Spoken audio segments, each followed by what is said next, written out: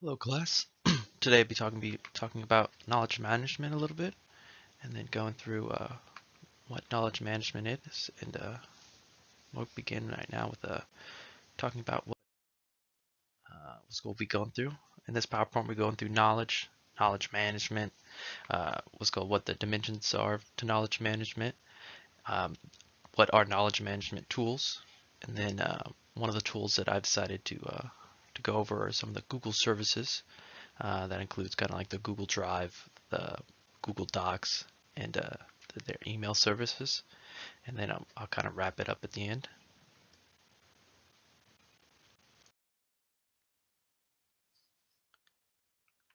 To start out with, knowledge. Knowledge is what is learned, understood, or aware of.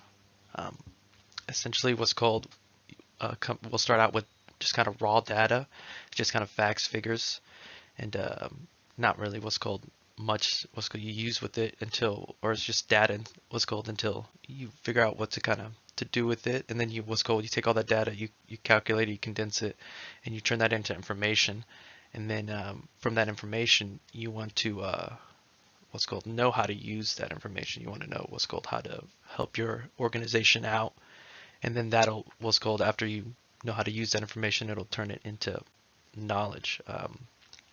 One of the quotes here is knowledge is one of the most powerful, strategic, socially complex, and difficult to imitate resource that if managed properly enables the success of the organization. So essentially, if you what's called have all this data and information, you don't know what to do with it. You're what's called kind of be out there floating in water. But what's called once you kind of learn how to manage the knowledge, you can use it to help the success of your business out or organization. So, what is knowledge management? Um, so, knowledge management here, I'll just give you a what's called a definition from these researchers. It's a discipline and a function that is about the cultivation of a culture in which knowledge is created, acquired, transferred, and applied to gain higher innovation performance for the competitive advantage. Um, Essentially, yeah, you're what's called knowledge management. You're trying to create knowledge, then what's called share and manage it. Those are kind of the three main ideas that you're what's called doing with knowledge management. Um, you're trying to make sure the what's called right knowledge is available to the right people, and then that way what's called they can use it to help further their organization. And so I got a little graph here. So essentially you're going to capture or create knowledge. Then you're going to assess it, making sure what's going you kind of weed out anything you're not going to need, anything you will need.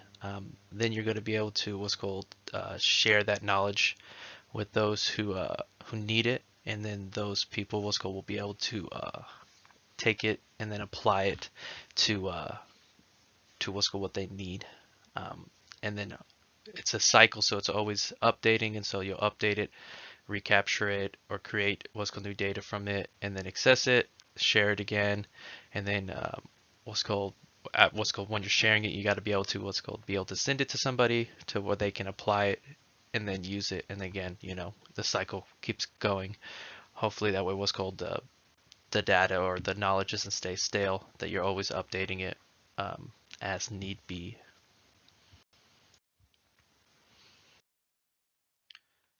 So these are six dimensions of knowledge management.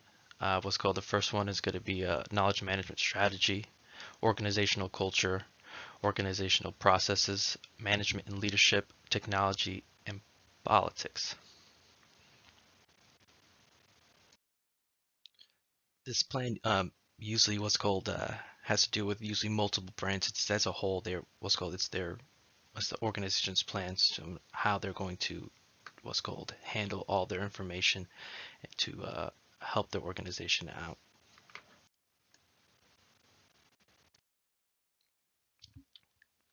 Organizational culture is culture what's called creates the context for what's social interactions, and that ultimately determines how effective an organization can be by creating, sharing, and applying the knowledge of what extent it uh, manages the processes. So essentially, what's called an organization wants to create a culture of, sharing and being open, or they want to create a certain culture of, where, you just listen to management down bottom.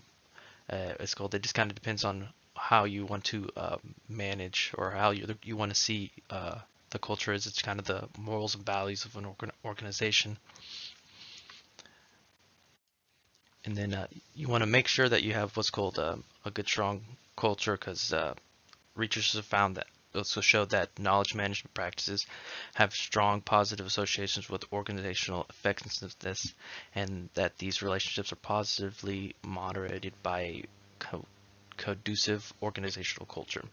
So essentially, what's called if you have a positive culture, what's called at your organization, it kind of enables your employees or kind of the knowledge workers to what's called openly share what's called their knowledge with one another, and then also to make sure that they're upholding what the organization as a whole kind of wants to do. The organizational processes is the way which the business manages knowledge, including capturing, storage, organization, verification, security, distribution, and use. So essentially, your what's called the organization will set up a set of kind of steps of how they want the process to go on how to what's called organize this knowledge, how it's going to be created, how you're going to share it, how you're going to assess it. This is kind of like a real important step. That way, what's called everybody's on the same page. Um, it's what's called the definition here is actions associated with knowledge acquisition, sharing, and utilization that improve organizational competitiveness. So it's just what's called what steps you're taking to what's called acquire, create this knowledge, share it, and then use it to help your organization out at the end. Management and leadership, it's essentially those at the top that are going to help push the organization's culture and process, make sure they're positively reinforcing, knowledge workers to kind of buy into the organization's culture, and that they follow the processes, by, being open, or, making sure that they're what's called answering questions, and what's called reinforcing the organization's culture and processes. Um, One researcher found in small firms the impact of leadership is more permanent, prominent in businesses' outcomes, heavily rely on leadership. Um, as coming from a smaller car wash, I can kind of what's called reiterate that it's just what's called, since it's usually you hang out the same people all the time. It's just a small, 8-person crew. You need to make sure as the management that you are passing down what's called positive reinforcement, that what's called reiterates the organization's culture, and then that they're following the processes. That way, everything is making sure that it's getting done when it needs to be done. Just like what's called making sure they're recording maintenance issues, um, invoices, and stuff like that. That way, we don't lose track of any of that what's called knowledge that we need to keep. Technology are information technologies that can be used to facilitate knowledge management. Essentially, these are just kind of like the systems that you'll be using to, or what's called just technologies that you'll be using to help you with your knowledge management. Some examples might be Canvas, YouTube, or Google. And I'll go into kind of what's called a little bit more on Google.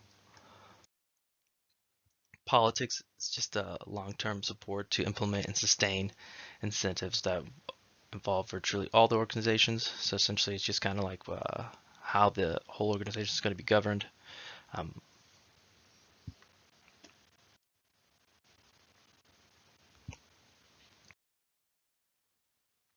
all right, and then knowledge management tools are systems organizations use what's called sharing information internally, externally. They help store information or create knowledge and stuff like that.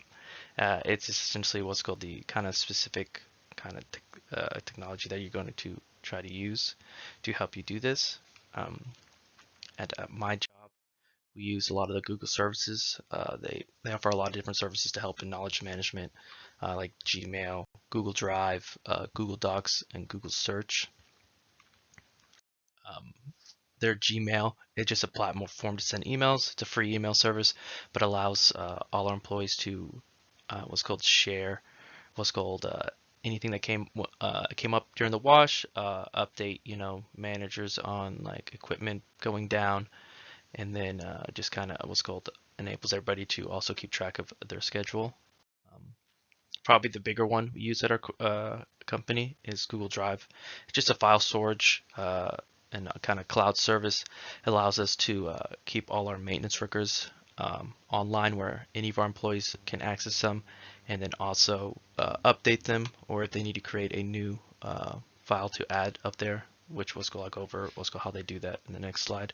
But Google Drive just kind of keeps all of our maintenance records online, and then able to access them remotely whenever we need to, and then makes it easy for us to just kind of keep track of when equipment's gone down, when the last time we did an oil change, and then all that. And then Google Docs is what's called just kind of allows us to create documents online. It's free, and so it's good for kind of like us, our small business. We don't have to spend extra money on a kind of a third party to help us with this. This kind of allows our employees to create a document, say what's called an occurrence happened at the wash, allows the managers to be able to go and then look through all these documents, kind of see what happened, and then keep them updated. Especially when they're not at the wash, they can see these documents online anywhere, since you can just keep them on the Google Drive, and then what's called look at them whenever you are able to. The Google search obviously is a super helpful tool. It's just a search engine provided by Google. A lot of the times in the car wash industry, there's not a lot of help you can get that's not costly. A lot of the parts, or sometimes um, equipment that you get in, is patented by the company, and they are what's called worrisome of somebody else taking their patent and kind of switching it a little bit, and then just patenting that. And so sometimes you don't get manuals with a lot of the equipment you get, but if you go to Google, you're able to search what other car washes have done, and you can kind of see either their YouTube videos, or they've put up their own manuals on kind of parts and what you might need. So it kind of helps us there on that end to get information that we need to complete our job.